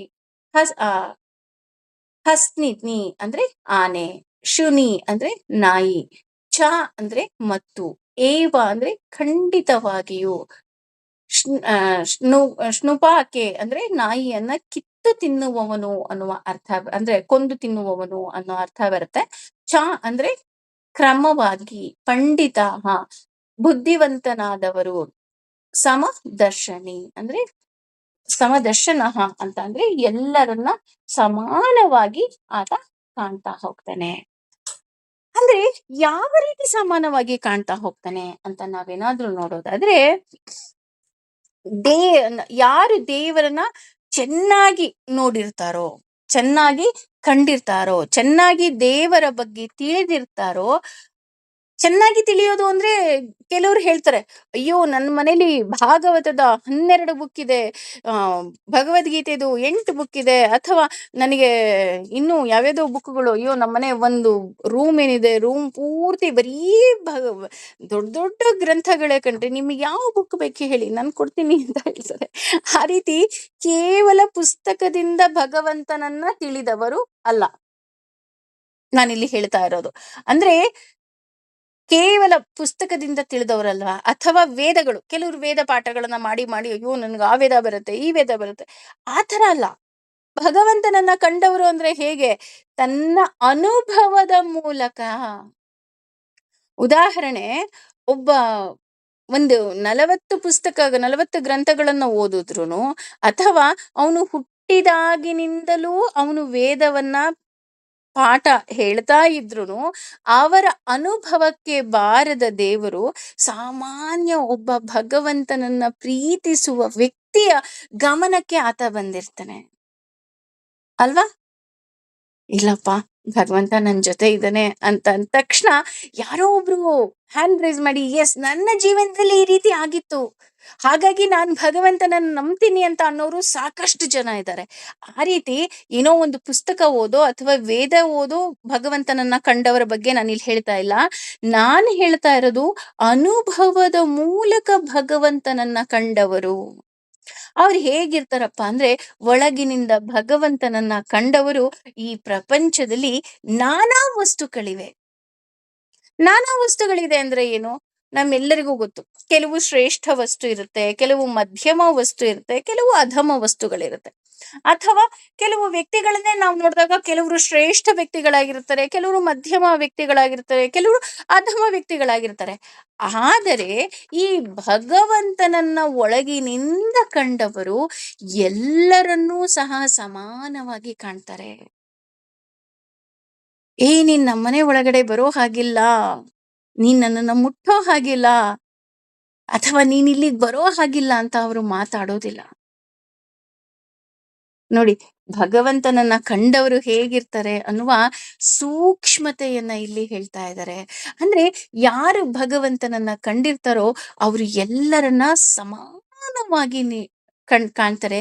ಯಾಕೆಂದ್ರೆ ವಿದ್ಯೆ ವಿನಯ ಸಂಪನ್ನನಾದ ಬ್ರಾಹ್ಮಣ ಮತ್ತು ಗೋವು ಯಾವಾಗಲೂ ಸಹ ಶ್ರೇಷ್ಠವಾಗಿರುವ ವಸ್ತುಗಳು. ಇಲ್ಲಿ ನೋಡಿ, ವಿದ್ಯಾ ವಿನಯಂ ಸಂಪಾತೆ ಅಂತ ಹೇಳ್ತಾ ಇದ್ದಾರೆ. ವಿದ್ಯಾ ವಿನಯಂ ಸಂಪಾನೆ ಬ್ರಾಹ್ಮಣೇ ಗವಿ ಅಂತ ಹೇಳ್ತಾ ಇದ್ದಾರೆ. ಅಂದ್ರೆ ಕೇವಲ ವಿದ್ಯೆ ಇದ್ದ ಬ್ರಾಹ್ಮಣನ ಬಗ್ಗೆ ಹೇಳ್ತಾ ಇಲ್ಲ, ಅಥವಾ ಬರೀ ವಿನಯವಿದ್ದ ಬ್ರಾಹ್ಮಣನ ಬಗ್ಗೆ ಇಲ್ಲಿ ಹೇಳ್ತಾ ಇಲ್ಲ. ಇಲ್ಲಿ ಹೇಳ್ತಾ ಇರೋದು ವಿದ್ಯಾ ವಿನಯಂ ಸಂಪಾತೆ ಬ್ರಾಹ್ಮಣ. ಇಲ್ಲಿ ಯಾಕೆ ಅಂತ ಅಂದ್ರೆ, ಉದಾಹರಣೆ ನಾವಿಲ್ಲಿ ರಾವಣನನ್ನ ತಗೋಬಹುದು. ರಾವಣ ಒಬ್ಬ ಶ್ರೇಷ್ಠ ಬ್ರಾಹ್ಮಣ, ಅವನಿಗೆ ಸಕಲ ವಿದ್ಯೆಗಳೂ ಅವನಿಗೆ ತಿಳಿದಿತ್ತು. ಆದ್ರೆ ಅವನಲ್ಲಿ ವಿನಯವೇ ಇರ್ಲಿಲ್ಲ. ವಿದ್ಯೆನೂ ಇತ್ತು, ಸಂಪತ್ತು ಇತ್ತು ಅಲ್ವಾ ಅವನ ಹತ್ರ, ಆದ್ರೆ ಅವನಲ್ಲಿ ವಿನಯ ಇತ್ತಾ? ಇರ್ಲಿಲ್ಲ. ಹಾಗಾಗಿ ಅವನನ್ನ ಕೆಲವು ಗ್ರಂಥಗಳು ಅವನನ್ನ ಬ್ರಾಹ್ಮಣ ಅಂತ ಉಲ್ಲೇಖ ಮಾಡೋದೇ ಇಲ್ಲ. ರಾವಣ ಅಂದ ತಕ್ಷಣ ರಾಕ್ಷಸ ಅಂತಾನೆ ಅವನನ್ನ ಉಲ್ಲೇಖ ಮಾಡ್ತಾ ಹೋಗ್ತಾರೆ. ಹಾಗೇನೆ ಇಲ್ಲಿ ಗೋವು, ಇಲ್ಲಿ ಯಾಕೆ ವಿದ್ಯೆ ವಿನಯ ಉಳ್ಳಿರುವ ಬ್ರಾಹ್ಮಣ ಮತ್ತು ಗೋವನ್ನೇ ಉದಾಹರಣೆಯಾಗಿ ಕೊಡ್ತಾ ಇದಾರಪ್ಪ ಅಂತ ಅಂದ್ರೆ, ಈ ಎರಡು ವಸ್ತುಗಳು ಸಹ, ಅಂದ್ರೆ ಬ್ರಾಹ್ಮಣ ಅಂದ್ರೆ ಇಲ್ಲಿ ವೇದ ಜ್ಞಾನವನ್ನ ಅಧ್ಯಯನ ಮಾಡಿರುವವನು ಅಂತ. ಇಲ್ಲಿ ಯಾವುದೇ ಜಾತಿಯ ಬಗ್ಗೆ ಹೇಳ್ತಾ ಇಲ್ಲ, ಕೇವಲ ವೇದ ಜ್ಞಾನವನ್ನ ಪಡೆದಿರುವವನು ಮತ್ತು ಹಸು. ಇವೆರಡೂ ಏನ್ ಮಾಡ್ತಾ ಹೋಗುತ್ತೆ, ಬೇಡದೇ ಇರುವಂತಹ ವಸ್ತುಗಳನ್ನ ತೆಗೆದುಕೊಂಡು ನಮಗೆ ಬೇಕಾಗಿರುವಂತಹ ವಸ್ತುಗಳನ್ನ ಕೊಡ್ತಾ ಹೋಗತ್ತೆ. ಇಲ್ಲಿ ಜಾತಿಯ ಮೂಲಕ ಬ್ರಾಹ್ಮಣ ಅಂದ್ರೆ, ಈಗ ಅಪ್ಪ ಅಮ್ಮ ಬ್ರಾಹ್ಮಣರಾಗಿದ ತಕ್ಷಣ ಅವ್ರ ಮಕ್ಕಳು ಹುಟ್ಟೋರೆಲ್ಲ ಬ್ರಾಹ್ಮಣರಲ್ಲ ಅಂತೆ, ಅವರು ಬ್ರಹ್ಮ ಬಂಧುಗಳಂತೆ. ಯಾಕೆ ಇಲ್ಲಿ ಅವರನ್ನ ಕೇವಲ ಬ್ರಹ್ಮ ಬಂಧುಗಳು ಅಂತ ಹೇಳ್ತಿದ್ದಾರೆ ಅಂದ್ರೆ, ಬ್ರಾಹ್ಮಣ ಜಾತಿಯಲ್ಲಿ ಹುಟ್ಟಿರ್ತಾರೆ, ಅಪ್ಪ ಅಮ್ಮ ಇಬ್ರು ಬ್ರಾಹ್ಮಣರಾಗಿರ್ತಾರೆ, ಆದ್ರೆ ಅವ್ರು ಒಂದು ವೇದಾಭ್ಯಾಸ ಮಾಡಿರೋದಿಲ್ಲ, ಒಂದು ಸಂಧ್ಯಾ ವಂದನೆ ಹೆಸರಿಗೆ ಫೋಟೋ ಸೆಷನ್ಗೋಸ್ಕರ ಏನ್ ಮಾಡಿರ್ತಾರೆ, 8ನೇ ವರ್ಷಕ್ಕೆ ಚಂದ ಇರೋ ಉಪನಯನ ಮಾಡಿರ್ತಾರ ಅಷ್ಟೇನೆ. ಉಪನಯನ ಮಾಡ್ಬೇಕು ಕಣ್ರಿ, ನಮ್ಮಲ್ಲೂ ಒಂದ್ ಸಂಪ್ರದಾಯ ಇದೆ ಅಂತ ಫೋಟೋ ಸೆಷನಿಗೋ ಅಥವಾ ಇನ್ನೊಂದಕ್ಕೋ ಮತ್ತೊಂದಕ್ಕೋ ಆ ಒಂದು ಸಂಪ್ರದಾಯವನ್ನ ಮಾಡಿರ್ತಾರೆ, ಸಂಸ್ಕಾರ ಅಂತ ಹೇಳ್ತಾರೆ. ಷೋಡಶ ಸಂಸ್ಕಾರಗಳಲ್ಲಿ ಉಪನಯನ ಸಂಸ್ಕಾರವೂ ಸಹ ಒಂದು. ಆ ರೀತಿ ಸಂಸ್ಕಾರ ಮಾಡಿರ್ತಾರೆ. ಆ ಮಗುಗೆ ಪ್ರತಿನಿತ್ಯ ಒಂದು ಸಂಧ್ಯಾವಂದನೆ ಮಾಡ್ಬೇಕು ಅಂತ ಗೊತ್ತಿರಲ್ಲ, ಅಥವಾ ವೇದ ಪಾಠವನ್ನ ಮಾಡ್ಬೇಕು ಅಂತ ಗೊತ್ತಿರೋದಿಲ್ಲ, ಜಪವನ್ನ ಮಾಡ್ಬೇಕು ಅಂತ ಗೊತ್ತಿರೋದಿಲ್ಲ, ದೇವರ ಬಗ್ಗೆ ಒಂದು ಕಿಂಚಿತ್ ಸಾಸಿವೆ ಕಾಳಷ್ಟು ಗೊತ್ತಿರೋದಿಲ್ಲ. ಅವರನ್ನ ಬ್ರಾಹ್ಮಣರು ಅಂತ ಕರೆಯೋದಿಲ್ವಂತೆ, ಬ್ರಹ್ಮ ಬಂಧುಗಳು ಅಂತ ಮಾತ್ರ ಕರೀತಾರಂತೆ. ಹಾಗೇನೆ ಇಲ್ಲಿ ವಿದ್ಯೆ ವಿನಯವನ್ನ ತಂದು ಕೊಡುತ್ತೆ ಅಂತ ಹೇಳ್ತಾ ಹೋಗ್ತಾರೆ. ಹಾಗೇನೆ ನಾನ್ ಹೇಳಿದ್ನಲ್ಲ, ಇಲ್ಲಿ ಗವಿ ಅಂತ ಉಪಯೋಗಿಸ್ತಾ ಇದ್ದಾರೆ. ಗವಿ ಅಂತ ಅಂದ್ರೆ ಆ ಗೋವು. ಈ ಗೋವು ಯಾಕೆ ಶ್ರೇಷ್ಠ ಅಂತ ನೋಡೋದಿದ್ರೆ, ನಮಗೆ ಯಾರಿಗೂ ಬೇಡದೇ ಇರುವಂತಹ ವಸ್ತುವನ್ನ ಸೇವಿಸಿ ಎಲ್ಲರಿಗೂ ಬೇಕಾಗಿರುವಂತಹ ವಸ್ತುವನ್ನ ಕೊಡುತ್ತೆ. ನಮ್ಮ ಈಗ ಅದು ಮಾಯೆ ಆಗಿದೆ ಅಂತ ಮಾಯ ಆಗಿದೆ. ನಮ್ಮಲ್ಲೆಲ್ಲ ಏನ್ ಮಾಡೋರು, ಆಲ್ಮೋಸ್ಟ್ ಬೀದಿಲಿ ಒಬ್ಬೊಬ್ರು ಹಸುನ್ ಸಾಕೋರು. ಹಸು ಸಾಕೋರ್ ಮನೆ ಮುಂದೆ ಒಂದು ದೊಡ್ಡ ಬಾನಿ ಅಂತ ಇಡೋರು. ಬಾನಿ ಅಂತ ಅಂದ್ರೆ ಒಂದು ದೊಡ್ಡ ತೊಟ್ಟಿ ತರ ಇರುತ್ತೆ, ಹೆಚ್ಚು ಕಮ್ಮಿ ಕಲ್ಲಿಂದದು. ಅದಕ್ಕೆ ಏನ್ ಮಾಡೋರು, ಯಾರ ಮನೇಲಿ ಏನು ವೇಸ್ಟ್ ಇರುತ್ತೋ ಅದನ್ನೆಲ್ಲ ತಗೊಂಡೋಗಿ ಹಾಕೋರು. ಉದಾಹರಣೆ, ಈ ತರಕಾರಿ ಸಿಪ್ಪೆ ಎಲ್ಲ ನಾವು ತೆಗಿತೀವಿ, ಅಥವಾ ಉಳಿದಿರೋ ಅನ್ನ, ಉಳಿದಿರೋ ಸಾರು, ಅಥವಾ ಹಳಸೋಗಿರೋದು, ಅಥವಾ ಅದೇ ನಾನು ಹೇಳದ್ನಲ್ಲ, ಈ ತರಕಾರಿ ಕ್ಲೀನ್ ಮಾಡಿದ್ದು, ಇದನ್ನೆಲ್ಲ ಏನ್ ಮಾಡ್ತಾ ಇದ್ರು, ತಗೊಂಡೋಗಿ ಆ ಬಾನಿಗೆ ಹಾಕೋರು. ಅಂದ್ರೆ ಬೇಡದಿರೋ ವಸ್ತು, ನಾವೇನಾದ್ರು ಬೇಕಾಗಿರೋ ಚೆನ್ನಾಗಿರೋ ಬಿಸಿ ಬಿಸಿ ಅನ್ನ ತಗೊಂಡೋಗಿ ಅದಕ್ಕೆ ಹಾಕಲ್ಲ. ಎಕ್ಸ್ಪೀರಿಯನ್ಸ್ ಇರೋರಿಗೆ ಗೊತ್ತಿರುತ್ತೆ ಬಾನಿ ಅಂದ್ರೆ ಏನು ಅಂತ. ಅದಕ್ಕೆ ತಗೊಂಡೋಗಿ ಹಾಕ್ತಾ ಇರ್ತಿದ್ವಿ. ಸಂಜೆ ಹೊತ್ತು ತಪ್ಪಿದ್ರೆ ಬೆಳಗ್ಗೆ ಹೊತ್ತು ಆ ಹಸುನ ಬೀಚೋರು ಆ ಬಾನಿನಲ್ಲಿ ಆ ಮುಸ್ರೆ ಅಂತ ಹೇಳ್ತಾರೆ ಅದಕ್ಕೆ, ಆ ಮುಸ್ರೆನ ಅದು ಕುಡಿತಾ ಇತ್ತು. ಅಂದ್ರೆ ಯಾರಿಗೂ ಬೇಡದೇ ಇರೋ ವಸ್ತುವನ್ನ ಕುಡಿದ್ರೂ ಸಹ ಹಸು ಏನ್ ಮಾಡುತ್ತೆ, ಹಾಲನ್ನ ಕೊಡುತ್ತೆ ಅಲ್ವಾ. ಅದೇ ರೀತಿ ಇದು ಶ್ರೇಷ್ಠವಾಗಿದೆ ಅಂತ ಹೇಳ್ತಾರೆ.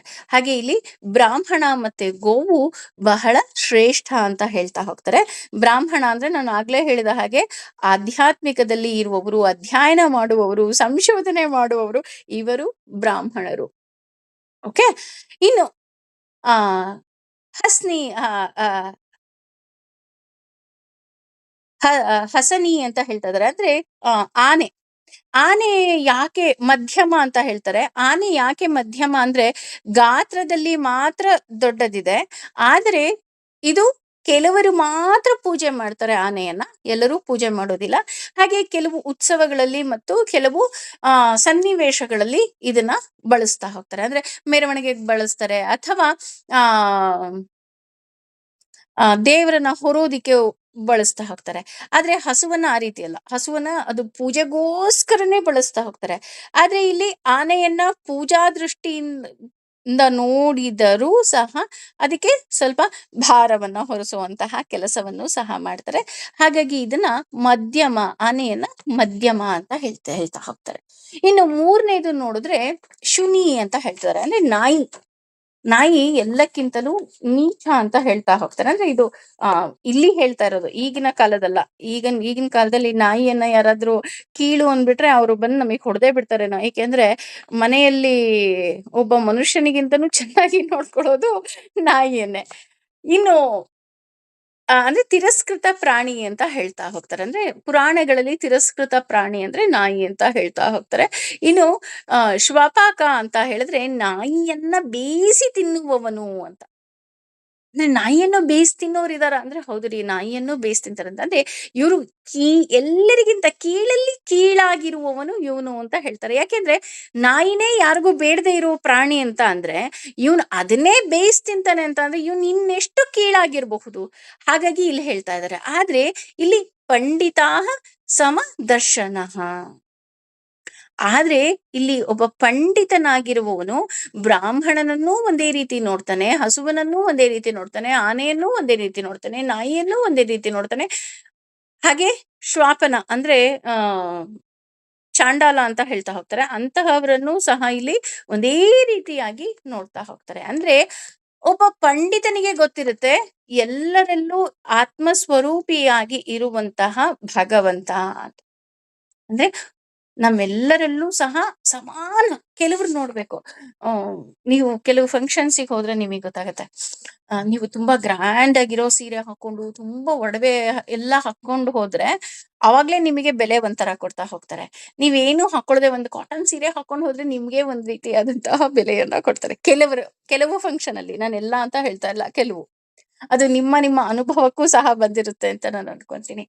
ಆದ್ರೆ ಒಬ್ಬ ಪಂಡಿತನಾದವನು, ಒಬ್ಬ ಜ್ಞಾನಿಯಾದವನು ಆ ರೀತಿ ಭೇದ ಭಾವ ಮಾಡೋದಿಲ್ಲ. ಎಲ್ಲರನ್ನ ಸಮಾನವಾಗಿ ನೋಡ್ತಾನೆ. ನೀವು ಅವ್ರ ಮನೆ ಫಂಕ್ಷನ್ಗೆ ಹೋದ್ರೆ ಸಾಕು, ಅವ್ರಿಗೆ ಖುಷಿ ಆಗತ್ತೆ. ಆ ರೀತಿ ಎಲ್ಲರನ್ನ ಸಮಾನವಾಗಿ ಕಾಣ್ತಾ ಇರ್ತಾರೆ. ಅದೇ ರೀತಿ ಪ್ರಾಣಿಗಳಲ್ಲಿ ಏರುಪೇರು ಇದೆ, ಮನುಷ್ಯನಲ್ಲಿ ಮೇಲು ಕೀಳು ಇದೆ. ಆದರೆ ಇವರೆಲ್ಲರಲ್ಲೂ ಕುಳಿತಿರುವ ಭಗವಂತ ಒಬ್ಬನೇ. ಹಾಗಾಗಿ ಅವನು ಸಮದರ್ಶನ, ಅಂದ್ರೆ ಎಲ್ಲರಲ್ಲೂ ಕುಳಿತಿರೋನು ಭಗವಂತನೇ ಅನ್ನುವಂತಹ ಜ್ಞಾನ ಒಬ್ಬ ಪಂಡಿತನಿಗಿರುತ್ತೆ. ಹಾಗಾಗಿ ಉದಾಹರಣೆ ಇಲ್ಲಿ ಜಡಭರತನ ಉದಾಹರಣೆನೆ ಕೊಡ್ತಾ ಇದ್ದಾರೆ. ನಮ್ಮೆಲ್ರಿಗೂ ಆಗ್ಲೇ ಜಡಭರತ ತುಂಬಾ ಚಿರಪರಿಚಿತನಾಗ್ಬಿಟ್ಟಿದ್ದಾನೆ. ಜಡಭರತ ಅಂದ ತಕ್ಷಣ ಭಾಗವತಕ್ಕೆ ನಮಗ್ ಗೊತ್ತಿಲ್ಲದೆ ಹೋಗ್ಬಿಡ್ತೀವಿ. ಅವನು ಹೂವಿನ ಪಲ್ಲಕ್ಕಿ ಹೊರಬೇಕಾದ್ರೆ ಎಲ್ರು ಸುಮ್ನೆ ಎತ್ಕೊಂಡು ಓಡ್ ಹೋದ್ರೆ ಅವ್ನು ಹಾಗ್ ಮಾಡ್ತಾರಲ್ವಂತೆ. ಹೂವಿನ ಪಲ್ಲಕ್ಕಿ ಹೊತ್ಕೊಂಡು ಭೂಮಿಯನ್ನ ನೋಡ್ಕೊಂಡು ಹೋಗ್ತಿದ್ನಂತೆ. ಯಾಕಪ್ಪ ಅಂದ್ರೆ ನಾನು ಕಾಲಿಟ್ಟಾಗ ಒಂದ್ ಇರುವೇನು ನನ್ನಿಂದ ಸಾಯ್ಬಾರ್ದು ಅನ್ನುವಂತಹ ದೊಡ್ಡ ಮನಸ್ಸು ಅವನಿಗೆ. ಅಂದ್ರೆ ಆ ಭಗವಂತ ಇರುವೆನಲ್ಲೂ ಇದ್ದಾನೆ ಅಲ್ವಾ, ಹಾಗಾಗಿ ನಾನು ಯಾಕೆ ನಾನು ಆ ಪಾಪವನ್ನ ಸುತ್ಕೋಬೇಕು, ಬೇಡ ಅನ್ನುವಂತಹ ಅಗಾಧವಾದ ಜ್ಞಾನ ಅವನಲ್ಲಿ ಇರುತ್ತಂತೆ. ದೇವ್ರು ಎಲ್ಲರಲ್ಲಿಯೂ ಸಹ ಒಂದೇ ರೀತಿ ಇರ್ತಾನೆ. ಅಂದ್ರೆ ನಾನು ಆಗ್ಲೇ ಹೇಳ್ದ ಹಾಗೆ, ಇರುವೆ ಆದ್ರೂ ಸರಿ, ಆನೆ ಆದ್ರೂ ಸರಿ, ನಾಯಿ ಆದ್ರೂ ಸರಿ, ಗೋವಾದ್ರೂ ಸರಿ, ಬ್ರಾಹ್ಮಣನಾದ್ರೂ ಸರಿ, ಹಾಗೆ ನಾನು ಆಗ್ಲೇ ಹೇಳ್ದ ಹಾಗೆ ಚಾಂಡಾಲನಾದ್ರೂ ಸರಿ, ಆದ್ರೆ ಎಲ್ಲರಲ್ಲೂ ಸಹ ಭಗವಂತ ಒಂದೇ ರೀತಿ ಇರ್ತಾನೆ. ಭಗವಂತ ಒಟ್ಟಿಗೆ ಈ ಒಂದೇ ರೀತಿ ಇದ್ದಾನೆ ಅನ್ನುವಂತಹ ಮನಸ್ಥಿತಿ ಆ ಜ್ಞಾನಿಗೆ ಇರುವುದರಿಂದ ಎಲ್ಲರನ್ನೂ ಸಹ ಆತ ಸಮಾನವಾಗಿ ಕಾಣ್ತಾನೆ. ಆದ್ದರಿಂದ ಅವನ ಜ್ಞಾನದಿಂದ ಅವನಿಗೆ ವಿನಯ ಬಂದಿರುತ್ತೆ ಅಂತ ಇಲ್ಲಿ ಹೇಳ್ತಾ ಹೋಗ್ತಾರೆ. ಇನ್ನೂ ಹೇಳ್ಬೇಕು ಅಂತ ಅಂದ್ರೆ ನಾವು ಹೇಳ್ತೀವಲ್ಲ, ಹಾಗಿದ್ರೆ ನೆಕ್ಸ್ಟ್ ಕ್ವಶನ್, ಹಾಗಿದ್ರೆ ಬ್ರಾಹ್ಮಣನು ಒಂದೇ, ಚಾಂಡಾಲನು ಒಂದೇನಾ? ಅವನು ನೋಡಿದ್ರೆ ಅವನು ಜ್ಞಾನ ಪಡಿತಾ ಇದ್ದಾನೆ, ಇವನ್ ನೋಡಿದ್ರೆ ನಾಯಿ ಬೇಯಿಸ್ಕೊಂಡ್ ತಿಂತಾ ಇದ್ದಾನೆ. ಈ ಎರಡು ಒಂದೇ ಹೇಗಾಗ? ನಾನು ಇಲ್ಲಿ ಜಾತಿ ಬಗ್ಗೆ ಮಾತಾಡ್ತಾ ಇಲ್ಲ, ಅದನ್ನ ನಾನು ಕ್ಲಿಯರ್ ಕಟ್ ಆಗಿ ಹೇಳ್ತಾ ಇದ್ದೀನಿ. ಅಂದ್ರೆ ಇಲ್ಲಿ ಒಬ್ಬ ಜ್ಞಾನವನ್ನ ಪಡೆಯುತ್ತಿರುವ ವ್ಯಕ್ತಿನು ಅಥವಾ ಒಬ್ಬ ನಾಯಿಯನ್ನ ಬೇಯಿಸಿಕೊಂಡು ತಿನ್ನೋ ವ್ಯಕ್ತಿನು ಎರಡೂ ಒಂದೇನಾ ಅಂತ ನೋಡೋಗಾದ್ರೆ, ನಾವೆರಡೂ ಒಂದೇ ಅಂತ ಹೇಳ್ತಿಲ್ಲ. ಅದು ಅವರವರ ಕರ್ಮಾನುಸಾರ ಅಲ್ಲಿ ಬೇರೆ ಆಗಿದೆ. ಆದರೆ ಅವರಿಬ್ಬರು ಒಂದೇ. ಹೀಗೆ ಅವರಿಬ್ಬರಲ್ಲೂ ಇರುವಂತಹ ಭಗವಂತ ಒಬ್ಬನೇ ಆಗಿದ್ದಾನೆ. ಇನ್ನೂ ಹೇಳ್ಬೇಕು ಅಂದ್ರೆ ಇದನ್ನ ಸನ್ನಿಧಾನ ವಿಶೇಷ ಅಂತ ಹೇಳ್ತಾ ಹೋಗ್ತಾರೆ. ಯಾಕೆ ಇಲ್ಲಿ ಸನ್ನಿಧಾನ ವಿಶೇಷ ಅಂತ ಹೇಳ್ತಾರಪ್ಪ ಅಂತ ಅಂದ್ರೆ, ಇದಕ್ಕೆ ಬೆಸ್ಟ್ ಎಕ್ಸಾಂಪಲ್ ಗಂಗೆಯನ್ನ ಕೊಡ್ಬೋದು ಅಂತ ನಾನು ಅನ್ಕೊಂತೀನಿ. ಗಂಗೆ ಅಂದ್ರೆ ನೀರು, ನಮ್ಮೆಲ್ಲರಿಗೂ ಗೊತ್ತಿರೋ ಹಾಗೆ. ಒಂದು ಕಳಶದಲ್ಲಿ ಗಂಗೆಯನ್ನ ಇಟ್ಟು ಪೂಜೆ ಮಾಡ್ತೀವಿ ಅಂತ ಅನ್ಕೊಳ್ಳೋಣ. ಗಂಗೆ ಅಂದ ತಕ್ಷಣ ಒಂದು ಕಳಶದಲ್ಲಿ ನೀರಿಟ್ಬಿಟ್ಟು ನಾವು ಪೂಜೆ ಮಾಡ್ತೀವಿ. ಯಾವಾಗ ದೇವರ ಮನೆಯಲ್ಲಿ ಆ ಕಳಶ ಇದ್ದಾಗ ಅಲ್ವಾ? ಈಗ ಕಳಶ ಅಂದ್ರೆ ಒಂದು ಹೆಚ್ಚು ಕಮ್ಮಿ ತಂಬಿಗೆ ಅಂತಾನೆ ನಾನು ಇಲ್ಲಿ ಆಡು ಭಾಷೆನೆ ತಗೊಳ್ತಾ ಇದ್ದೀನಿ. ಒಂದ್ ತಂಬಿಗೆ ನೀರಿದೆ, ಆ ಒಂದು ತಂಬಿಗೆ ನೀರ್ನ ನಾನು ಪೂಜೆ ಮಾಡ್ತಾ ಇದ್ದೀನಿ. ಯಾಕೆ ಪೂಜೆ ಮಾಡ್ತಾ ಇದ್ದೀನಿ? ಅದು ದೇವ್ರ ಮನೇಲಿದೆ. ಅದೇ ಒಂದು ತಂಬಿಗೆ ನೀರು ಬಾರಲ್ಲಿದೆ ಅಂತ ಅನ್ಕೊಳ್ಳೋಣ. ಅದನ್ನ ನಾವು ಪೂಜೆ ಮಾಡ್ತೀವ? ಯಾಕೆ ಪೂಜೆ ಮಾಡಲ್ಲ? ಬಾರಲ್ಲಿದ್ರೇನಂತೆ, ಅದ್ ಗಂಗೆನೇ ಅಲ್ವಾ? ಆಗೋದಿಲ್ಲ. ಯಾಕೆ ಅಂದ್ರೆ ಅದು ಸನ್ನಿಧಾನ ವಿಶೇಷ ಆಗೋಗ್ಬಿಡತ್ತೆ. ಬಾರಲ್ಲಿರೋ ಗಂಗೆಯನ್ನ ಕೆಟ್ಟ ಕೆಲಸಕ್ಕೆ ಅಂದ್ರೆ ಆ ಅವರ ಹೆಂಡಕ್ಕೆ ಮಿಕ್ಸ್ ಮಾಡ್ಕೊಳ್ಳೋದಿಕ್ಕೆ ಉಪಯೋಗಿಸಿದ್ರೆ, ಮನೆಯಲ್ಲಿರುವ ಅಥವಾ ದೇವಸ್ಥಾನದಲ್ಲಿರುವ ಗಂಗೆಯನ್ನ ಪೂಜೆ ಮಾಡಿ ತೀರ್ಥದ ರೂಪದಲ್ಲಿ ಸೇವನೆಯನ್ನ ಮಾಡ್ತೀವಿ ಅಲ್ವಾ? ಎಷ್ಟು ವ್ಯತ್ಯಾಸ ಆಯ್ತು ಅಂದ್ರೆ, ನಾನಿಲ್ಲಿ ಉದಾಹರಣೆ ಯಾಕೆ ಇದೇ ಉದಾಹರಣೆ ಕೊಟ್ಟೆ ಅಂದ್ರೆ ಎಲ್ರಿಗೂ ಬೇಗ ಅರ್ಥ ಆಗುತ್ತೆ ಅಂತ ಕೊಟ್ಟೆ. ಅಂದ್ರೆ ಅದಕ್ಕೋಸ್ಕರನೇ ಇಲ್ಲಿ ಹೇಳ್ತಾ ಇರೋದು. ಇಲ್ಲಿ ಒಬ್ಬ ಚಾಂಡಾಲ ಇರಬಹುದು, ಒಬ್ಬ ಬ್ರಾಹ್ಮಣ ಇರಬಹುದು. ಇಲ್ಲಿ ಇಬ್ಬರನ್ನು ವಿಭಿನ್ನವಾಗಿ ನೋಡ್ತಾ ಇದ್ದಾರೆ. ಯಾಕೆ ಅಂದ್ರೆ ಅದನ್ನ ಸ್ಥಳ ವಿಶೇಷ ಅಥವಾ ಸನ್ನಿಧಾನ ವಿಶೇಷ ಅಂತ ನಾವಿಲ್ಲಿ ತಗೋಬಹುದು. ಅಂದ್ರೆ ಅವರಿಬ್ಬರಲ್ಲೂ ಇರುವಂತಹ ಭಗವಂತ ಒಬ್ಬನೇ, ಒಳಗೆ ಕೂತಿರೋ ಭಗವಂತ ಒಬ್ಬನೇ. ಅವನಿಗೆ ಯಾವುದೇ ರೀತಿಯಾದಂತಹ ಪಾಪದ ಲೇಪ ಇಲ್ಲ. ಇವನು ಬ್ರಾಹ್ಮಣನಲ್ಲಿ ಇದ್ದಾನೆ ಅಂತ ಅವನಿಗೇನು ಪೂಜೆ ಜಾಸ್ತಿನೋ ಅಥವಾ ಚಾಂಡಾಲನಲ್ಲಿ ಇದ್ದಾನೆ ಅಂತ ಪೂಜೆ ಕಮ್ಮಿನೋ ಆ ರೀತಿ ಆಗ್ತಾ ಇಲ್ಲ.